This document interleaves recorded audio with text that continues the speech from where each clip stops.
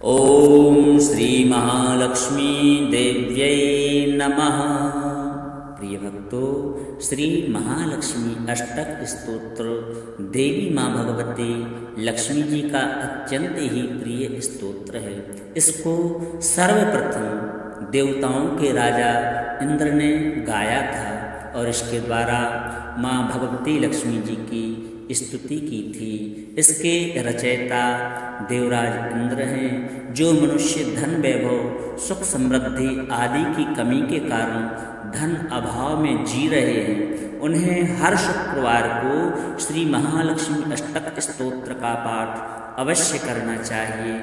यदि आप इस स्तोत्र का पाठ नहीं कर सकते तो इसे केवल भाव भक्ति के साथ में श्रवण करें। इतना ही नहीं, कुछ खास अवसरों पर जैसे हर माह की पूर्णिमा, चतुर्दशी अथवा अक्षय तृतीया, बैसाख पूर्णिमा, कार्तिक अमावस्या आदि अवसर पर इसका पाठ करने से माँ भगवती लक्ष्मी अत्यंत ही प्रसन्न हो जाती हैं और अपने भक्तों के धन के भंडार भर देती हैं।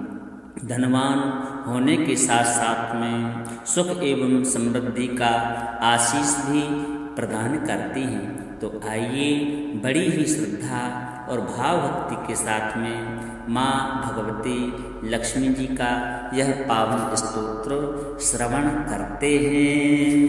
ओम श्री गणेशाय नमः। श्री महालक्ष्मी अष्टकम्। नमस्तेस्तु महामाये श्रीपीठे सुरपूजिते शंखचक्र गदाहस्ते महालक्ष्मी नमोस्तुते। नमस्ते गरुडारूढ़े कोलासुरभयंकरी सर्वपापहरे देवी महालक्ष्मी नमोस्तुते। सर्वज्ञे सर्ववरदे सर्वदुष्टभयंकरी सर्वदुःखहरे देवी महालक्ष्मी नमोस्तुते।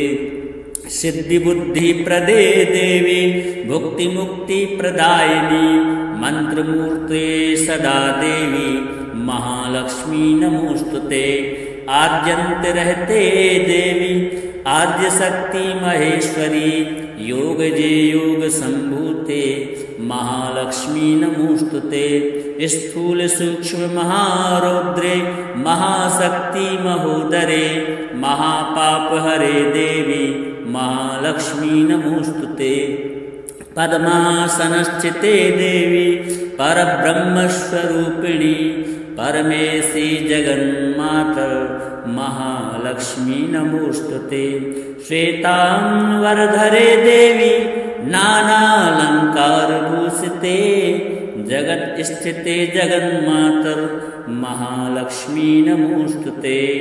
महालक्ष्म्यष्टक स्तोत्रम या पठेत् भक्ति मान्नरः सर्वसिद्धिं वाप्नोति राज्यं प्राप्नोति सर्वदा।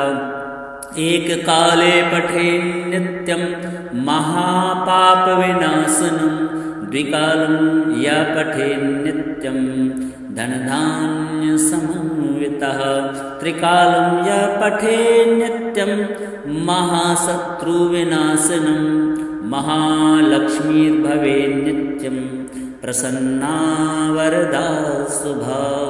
श्री महालक्ष्मी देव्यार्पणमस्तु।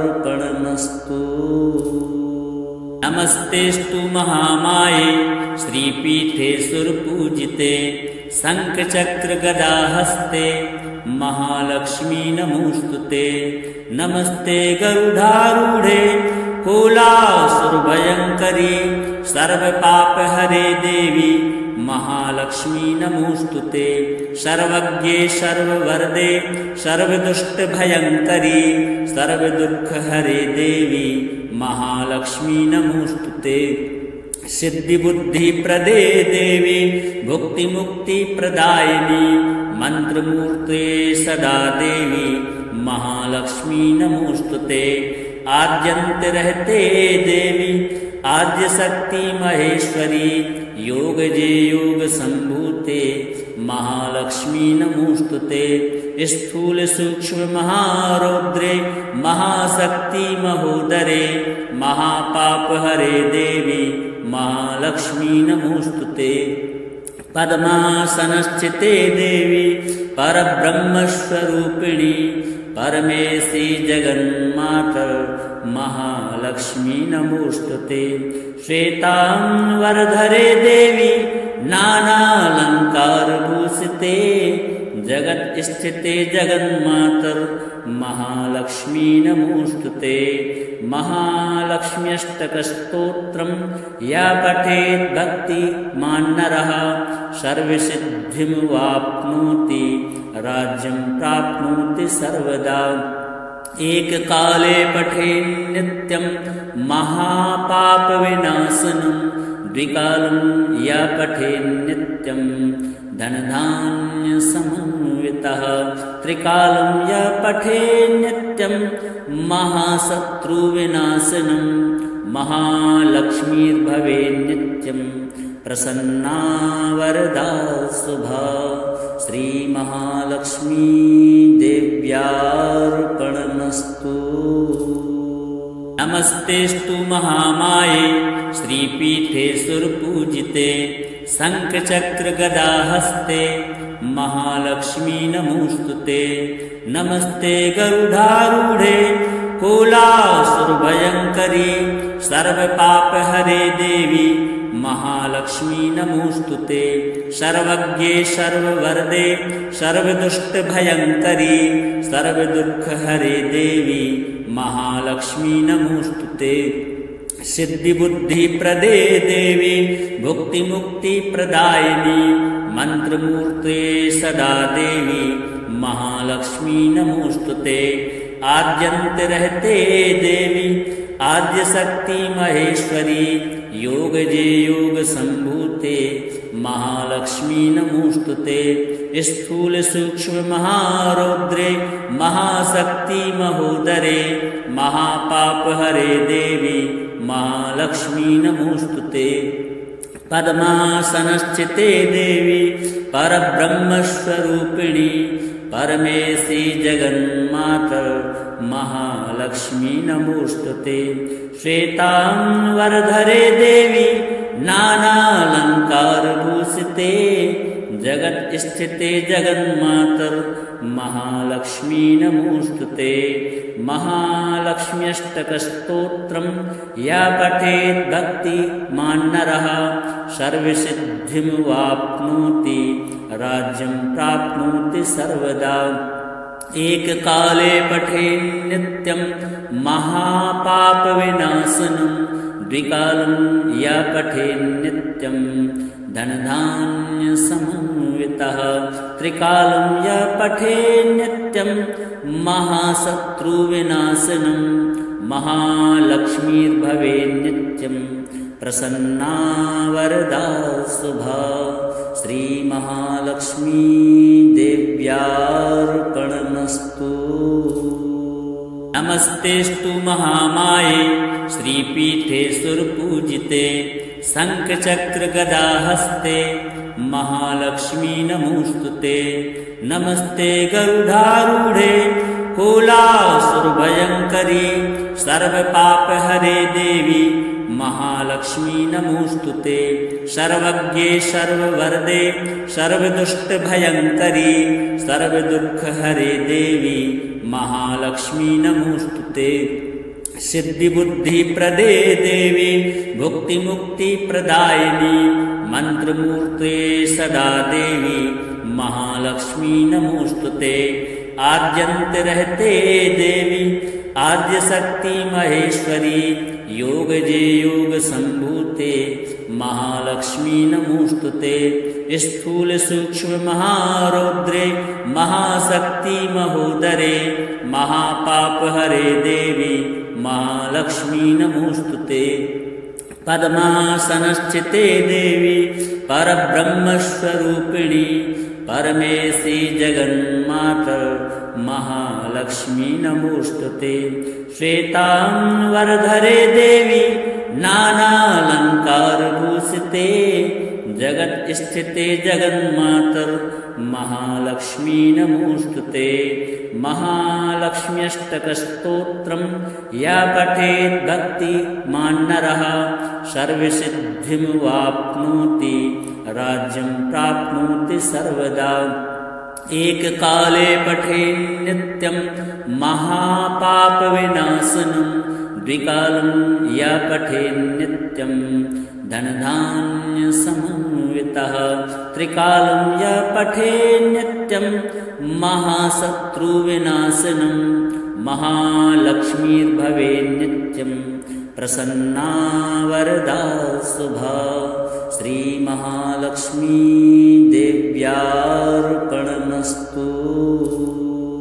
नमस्तेस्तु महामाये श्रीपीठे सुरपूजिते शङ्खचक्रगदाहस्ते महालक्ष्मी नमोऽस्तुते।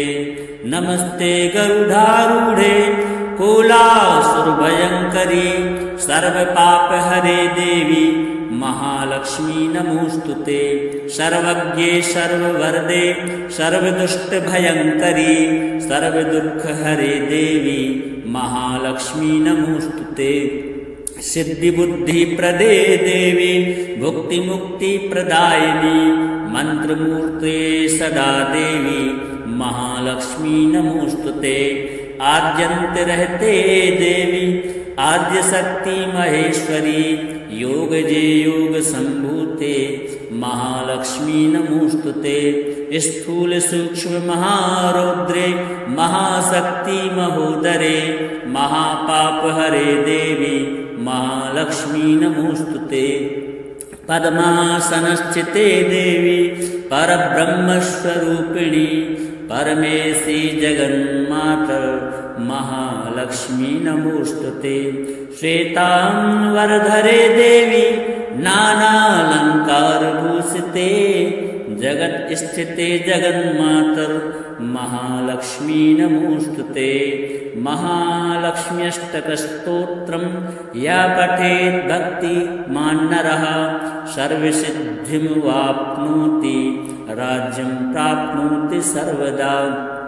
एककाले पठेन्नित्यं महापापविनाशनं द्विकालं या पठेन्नित्यं धनधान्यसमन्वितः त्रिकालं या पठेन्नित्यं महाशत्रुविनाशनं महालक्ष्मीर्भवेन्नित्यं प्रसन्ना वरदा शुभा।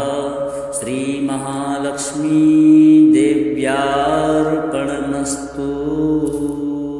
नमस्तेस्तु महामाये श्रीपीठे सुरपूजिते शङ्खचक्रगदाहस्ते महालक्ष्मी नमोऽस्तुते। नमस्ते गरुडारूढे कोलासुरभयङ्करी सर्वपापहरे देवी महालक्ष्मी नमोऽस्तुते। सर्वज्ञे सर्ववरदे सर्वदुष्टभयङ्करी सर्वदुःखहरे देवी महालक्ष्मी नमोऽस्तुते। सिद्धिबुद्धिप्रदे देवी भुक्तिमुक्तिप्रदायिनी मन्त्रमूर्ते सदा देवी महालक्ष्मी नमोऽस्तुते। आद्यन्तरहते देवी आद्यशक्ति महेश्वरी योगजे योग संभूते महालक्ष्मी नमोऽस्तुते। स्थूल सूक्ष्म महारौद्रे महाशक्ति महोदरे महापापहरे देवी महालक्ष्मी नमोऽस्तुते। पद्मासनस्थिते देवी परब्रह्मस्वरूपिणी परमेशी जगन्मातर् महालक्ष्मी नमोऽस्तुते। श्वेतांबरधरे देवी नानालङ्कारभूषिते जगत्स्थिते जगन्मातर् महालक्ष्मी नमोऽस्तुते। महालक्ष्म्यष्टकस्तोत्रं या पठेत् भक्तिमान् नरः सर्वसिद्धिमवाप्नोति राज्यं प्राप्नोति सर्वदा। एककाले पठेन्नित्यं महापापविनाशनं द्विकालं या पठेन्नित्यं धनधान्यसमन्वितः समन्वितः त्रिकालं यः पठेत् नित्यं महाशत्रुविनाशनं महालक्ष्मीर्भवेत् नित्यं प्रसन्ना वरदा शुभा। श्रीमहालक्ष्मी देव्यार्पणमस्तु। नमस्तेस्तु महामाये श्रीपीठे सुरपूजिते शङ्खचक्रगदाहस्ते महालक्ष्मी नमोऽस्तुते। नमस्ते गरुडारूढे कोलासुरभयङ्करी सर्वपापहरे देवी महालक्ष्मी नमोऽस्तुते। सर्वज्ञे सर्ववरदे सर्वदुष्टभयङ्करी सर्वदुःखहरे देवी महालक्ष्मी नमोऽस्तुते। सिद्धिबुद्धिप्रदे देवी भुक्तिमुक्तिप्रदायिनी मन्त्रमूर्ते सदा देवी महालक्ष्मी नमोऽस्तुते। आद्यन्त रहते देवी आद्यशक्ति महेश्वरी योगजे योग संभूते महालक्ष्मी नमोऽस्तुते। स्थूल सूक्ष्म महारौद्रे महाशक्ति महोदरे महापापहरे देवी महालक्ष्मी नमोऽस्तुते।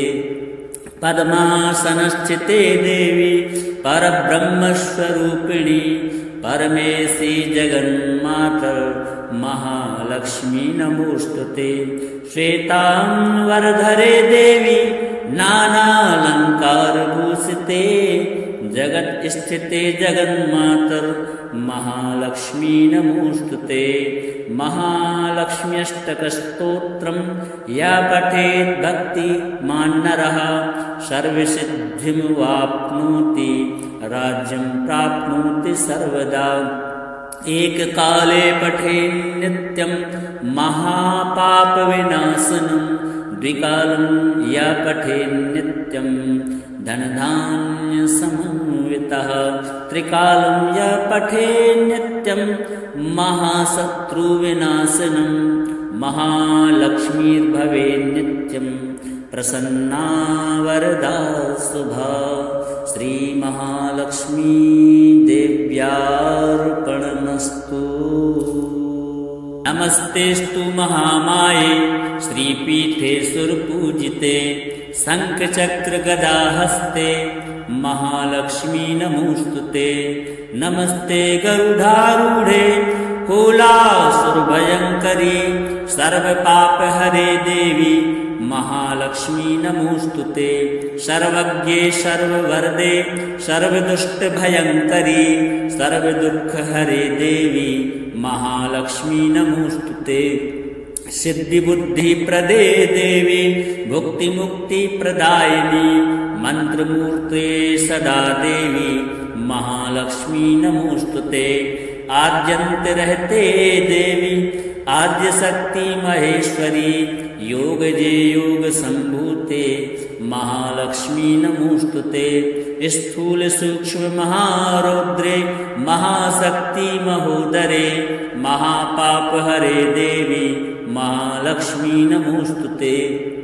पद्मासनस्थिते देवी परब्रह्मस्वरूपिणी परमेशी जगन्माता महालक्ष्मी नमोऽस्तुते।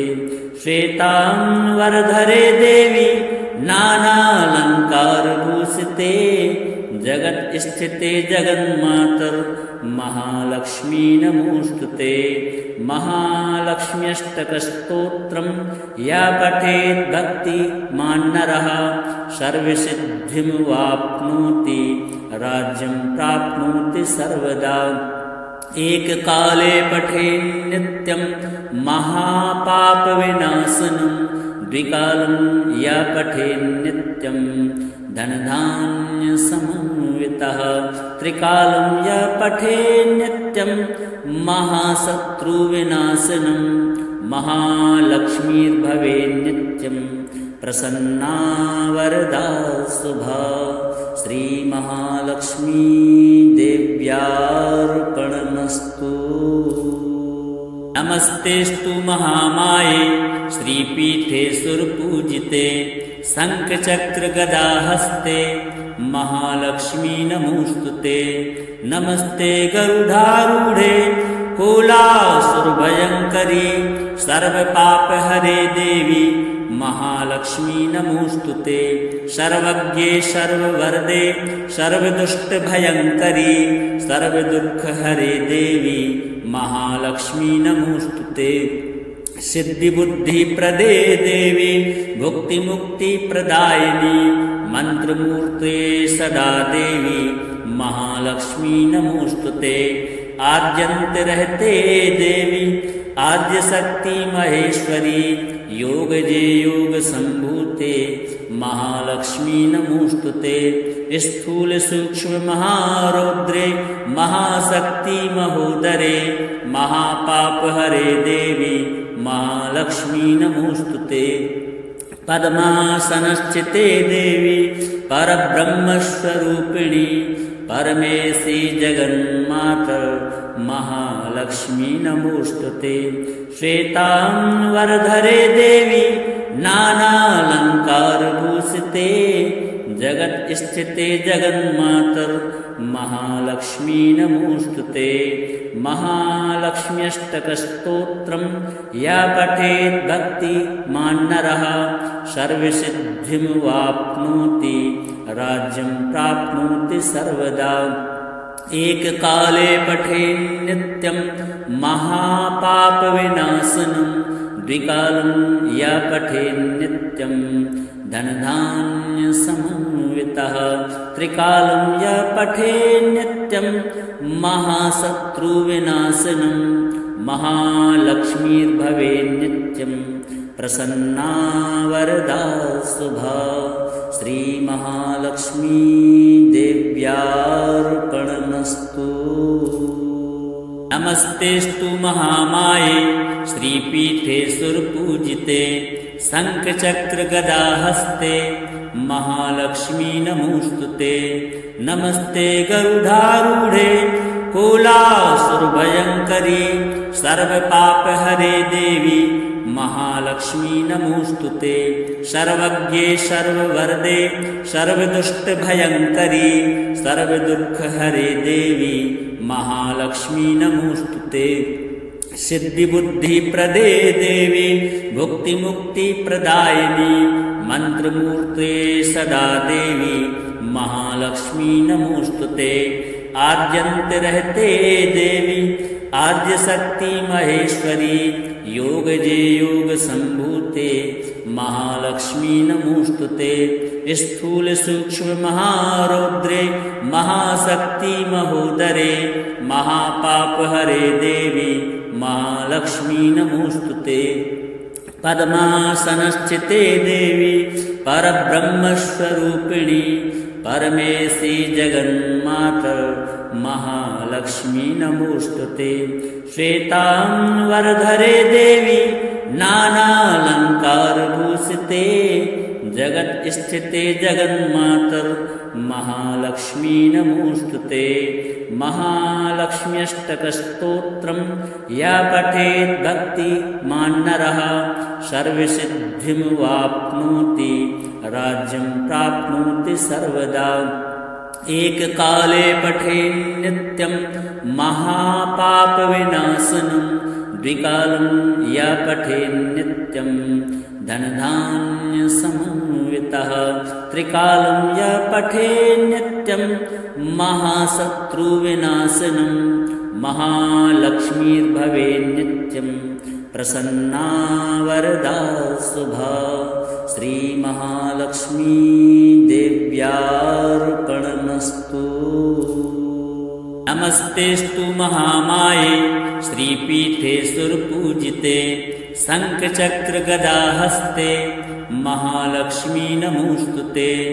नमस्ते गरुडारूढे कुलासुरभयङ्करी सर्वपापहरे देवी महालक्ष्मी नमोस्तुते।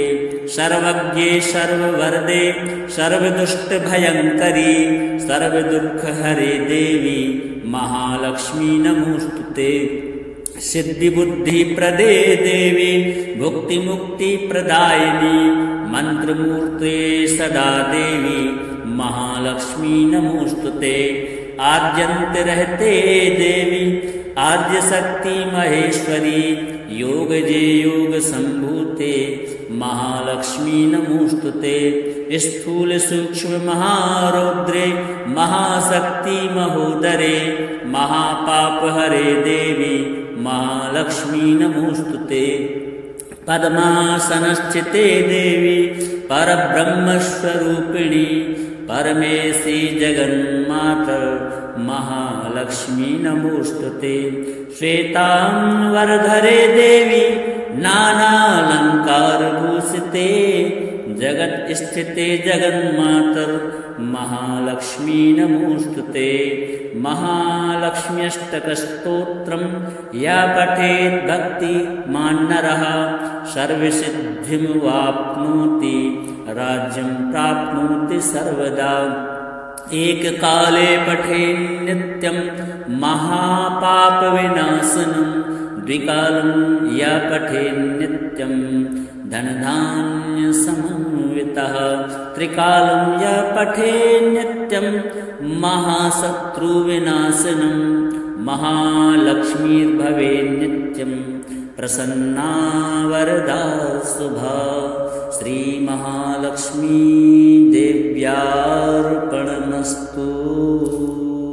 नमस्तेस्तु महामाये श्रीपीठे सुरपूजिते शङ्खचक्रगदाहस्ते महालक्ष्मी नमोस्तुते नमस्ते गरुडारूढे कोलासुरभयङ्करी सर्वपापहरे देवी महालक्ष्मी नमोस्तुते सर्वज्ञे सर्ववरदे सर्वदुष्टभयङ्करी सर्वदुःखहरे देवी महालक्ष्मी नमोस्तुते सिद्धिबुद्धिप्रदे देवी भुक्तिमुक्तिप्रदायिनी मन्त्रमूर्ते सदा देवी महालक्ष्मी नमोस्तुते आद्यन्तरहते देवी आद्यशक्ति महेश्वरी योगजे योगसम्भूते महालक्ष्मी नमोस्तुते स्थूल सूक्ष्म महारौद्रे महाशक्ति महोदरे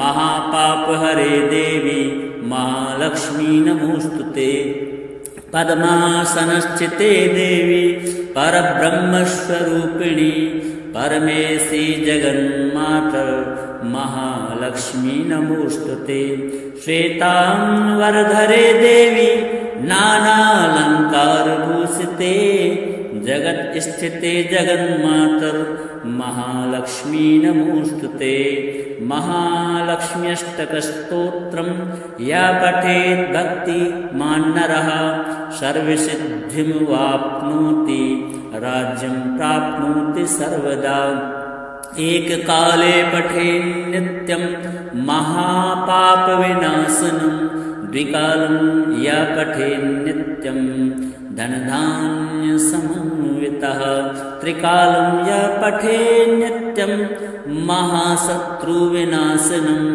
महालक्ष्मीर्भवेन् नित्यं प्रसन्ना वरदा शुभा श्रीमहालक्ष्मी देव्यार्पणमस्तु। नमस्तेस्तु महामाये श्रीपीठे सुरपूजिते शङ्खचक्रगदाहस्ते महालक्ष्मी नमोस्तुते नमस्ते गरुडारूढे कोलासुरभयङ्करी सर्वपापहरे देवी महालक्ष्मी नमोस्तुते सर्वज्ञे सर्ववरदे सर्वदुष्टभयङ्करी सर्वदुःखहरे देवी महालक्ष्मी नमोस्तुते सिद्धिबुद्धिप्रदे देवी भुक्तिमुक्तिप्रदायिनी मन्त्रमूर्ते सदा देवी महालक्ष्मी नमोस्तुते आद्यन्तरहते देवी आद्यशक्ति महेश्वरी योगजे योगसम्भूते महालक्ष्मी नमोस्तुते स्थूल सूक्ष्म महारौद्रे महाशक्ति महोदरे महापापहरे देवी महालक्ष्मी नमोस्तुते पद्मासनस्थिते देवी परब्रह्मस्वरूपिणी परमेशी जगन्माता महालक्ष्मी नमोस्तुते श्वेतांबरधरे देवी नानालङ्कारभूषिते जगत् स्थिते जगन्मातर महालक्ष्मी नमोस्तुते। महालक्ष्म्यष्टकस्तोत्रं या पठेत् भक्तिमान् नरः सर्वसिद्धिमवाप्नोति राज्यं प्राप्नोति सर्वदा। एककाले पठेन् नित्यं महापापविनाशनं द्विकालं या पठेन् नित्यं धनधान्यसमन्वितः त्रिकालं या पठेन् नित्यं महाशत्रुविनाशनं महालक्ष्मीर्भवेन् नित्यं प्रसन्ना वरदा शुभा। श्रीमहालक्ष्मी देव्यार्पणमस्तु। नमस्तेस्तु महामाये श्रीपीठे सुरपूजिते शङ्खचक्रगदाहस्ते महालक्ष्मी नमोस्तुते। नमस्ते गरुडारूढे कोलासुरभयङ्करी सर्वपापहरे देवी महालक्ष्मी नमोस्तुते। सर्वज्ञे सर्ववरदे सर्वदुष्टभयङ्करी सर्वदुःखहरे देवी महालक्ष्मी नमोस्तुते। सिद्धिबुद्धिप्रदे देवी भुक्तिमुक्तिप्रदायिनी मन्त्रमूर्ते सदा देवी महालक्ष्मी नमोस्तुते। आद्यन्त रहते देवी आद्यशक्ति महेश्वरी योग जे योग संभूते महालक्ष्मी नमोस्तुते। स्थूल सूक्ष्म महारौद्रे महाशक्ति महोदरे महापापहरे देवी महालक्ष्मी नमोस्तुते। पद्मासनस्थिते देवी परब्रह्मस्वरूपिणी परमेशी जगन्मातर महालक्ष्मी नमोस्तुते। श्वेतांबरधरे देवी नानालङ्कारभूषिते जगत् स्थिते जगन्मातर महालक्ष्मी नमोस्तुते। महालक्ष्म्यष्टकस्तोत्रं या पठेत् भक्तिमान् नरः सर्वसिद्धिमवाप्नोति राज्यं प्राप्नोति सर्वदा। एककाले पठेन् नित्यं महापापविनाशनं द्विकालं या पठेन् नित्यं धनधान्यसमन्वितः त्रिकालं या पठेन् नित्यं महाशत्रुविनाशनं महालक्ष्मीर्भवेन् नित्यं प्रसन्ना वरदा शुभा। श्रीमहालक्ष्मी देव्यार्पणमस्तु। नमस्तेस्तु महामाये श्रीपीठे सुरपूजिते शङ्खचक्रगदाहस्ते महालक्ष्मी नमोस्तुते। नमस्ते गरुडारूढे कोलासुरभयङ्करी सर्वपापहरे देवी महालक्ष्मी नमोस्तुते।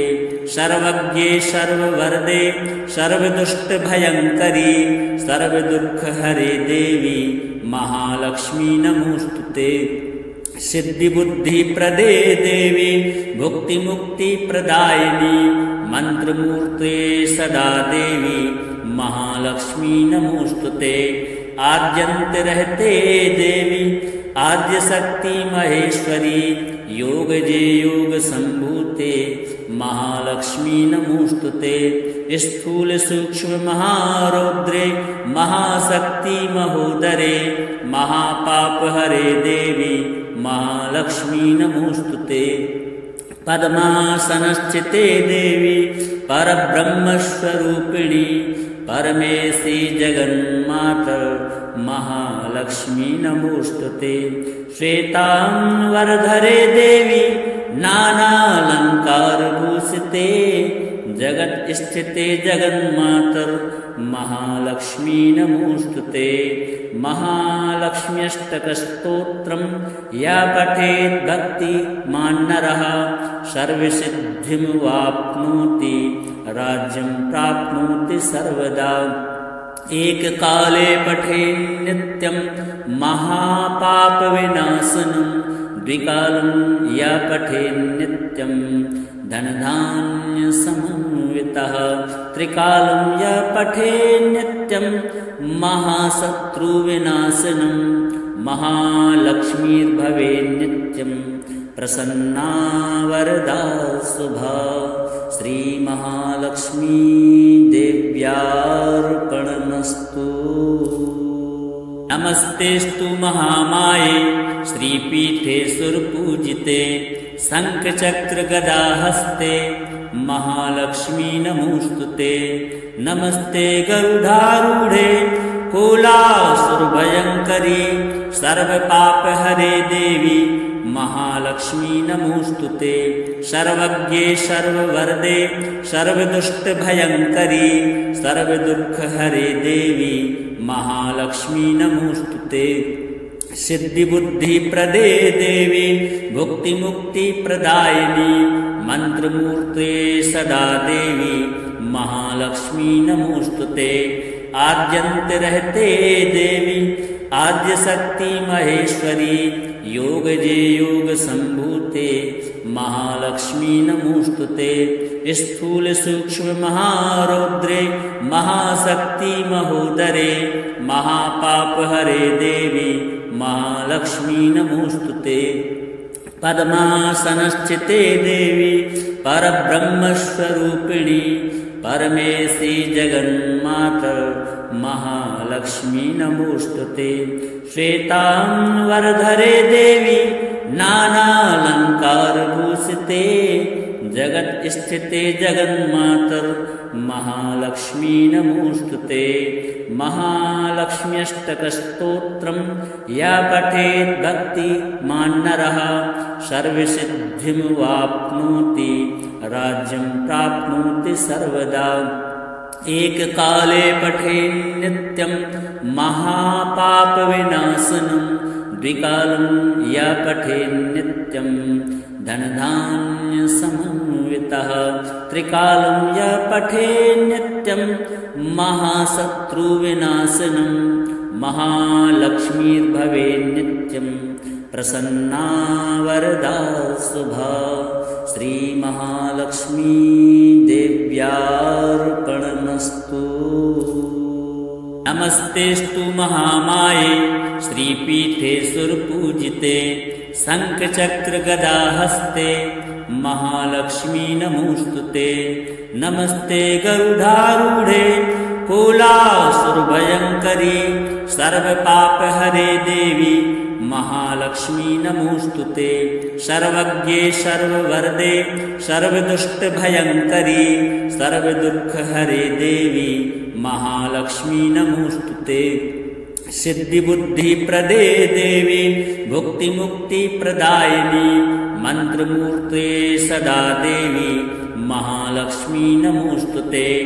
आद्यन्तरहते देवी आद्यशक्ति महेश्वरी योग जे योग संभूते महालक्ष्मी नमोस्तुते। स्थूल सूक्ष्म महारौद्रे महाशक्ति महोदरे महापाप हरे देवी महालक्ष्मी नमोस्तुते। पद्मासनस्थिते देवी परब्रह्मस्वरूपिणी परमेशी जगन्माता महालक्ष्मी नमोस्तुते। श्वेतांबरधरे देवी नानालंकारभूषिते जगत् स्थिते जगन्मातर महालक्ष्मी नमोस्तुते। महालक्ष्म्यष्टकस्तोत्रं या पठेत् भक्तिमान् नरः सर्वसिद्धिमवाप्नोति राज्यं प्राप्नोति सर्वदा। एककाले पठेत् नित्यं महापापविनाशनं द्विकालं या पठेत् नित्यं धनधान्यसमन्वितः त्रिकालं या पठेत् नित्यं महाशत्रुविनाशनं महालक्ष्मीर्भवेत् नित्यं प्रसन्ना वरदा शुभा। श्रीमहालक्ष्मी देव्यार्पणमस्तु। नमस्तेस्तु महामाये श्रीपीठे सुरपूजिते शङ्खचक्रगदाहस्ते महालक्ष्मी नमोस्तुते। नमस्ते गरुडारूढे कुलासुरभयङ्करी सर्वपापहरे देवी महालक्ष्मी नमोस्तुते। सर्वज्ञे सर्ववरदे सर्वदुष्टभयङ्करी सर्वदुःखहरे देवी महालक्ष्मी नमोस्तुते। सिद्धिबुद्धिप्रदे देवी भुक्तिमुक्तिप्रदायिनी मन्त्रमूर्ते सदा देवी महालक्ष्मी नमोस्तुते। आद्यन्तरहते देवी आद्यशक्ति महेश्वरी योग जे योग संभूते महालक्ष्मी नमोस्तुते। स्थूल सूक्ष्म महारौद्रे महाशक्ति महोदरे महापाप हरे देवी महालक्ष्मी नमोस्तुते। पद्मासनस्थिते देवी परब्रह्मस्वरूपिणी परमेशी जगन्माता महालक्ष्मी नमोस्तुते। श्वेतांबरधरे देवी नानालंकारभूषिते जगत स्थिते जगन्मातर महालक्ष्मी नमोस्तुते। महालक्ष्म्यष्टकस्तोत्रं या पठेत् भक्तिमान् नरः सर्वसिद्धिमवाप्नोति राज्यं प्राप्नोति सर्वदा। एककाले पठेन् नित्यं महापापविनाशनं द्विकालं या पठेन् नित्यं धनधान्यसमन्वितः त्रिकालं या पठेन् नित्यं महाशत्रुविनाशनं महालक्ष्मीर्भवेन् नित्यं प्रसन्ना वरदा शुभा। श्रीमहालक्ष्मी देव्यार्पणमस्तु। नमस्तेस्तु महामाये श्रीपीठे सुरपूजिते शङ्खचक्रगदाहस्ते महालक्ष्मी नमोस्तुते। नमस्ते गरुडारूढे कुलासुरभयङ्करी सर्वपापहरे देवी महालक्ष्मी नमोस्तुते। सर्वज्ञे सर्ववरदे सर्वदुष्टभयङ्करी सर्वदुःखहरे देवी महालक्ष्मी नमोस्तुते। सिद्धिबुद्धिप्रदे देवी भुक्तिमुक्तिप्रदायिनी मन्त्रमूर्ते सदा देवी महालक्ष्मी नमोस्तुते। आद्यन्तरहते देवी आद्यशक्ति महेश्वरी योग जे योग संभूते महालक्ष्मी नमोस्तुते। स्थूल सूक्ष्म महारौद्रे महाशक्ति महोदरे महापाप हरे देवी महालक्ष्मी नमोस्तुते। पद्मासनस्थिते देवी परब्रह्मस्वरूपिणी परमेशी जगन्माता महालक्ष्मी नमोस्तुते। श्वेतांबरधरे देवी नानालंकारभूषिते जगत स्थिते जगन्मातर महालक्ष्मी नमोस्तुते। महालक्ष्म्यष्टकस्तोत्रं या पठेत् भक्तिमान् नरः सर्वसिद्धिमवाप्नोति राज्यं प्राप्नोति सर्वदा।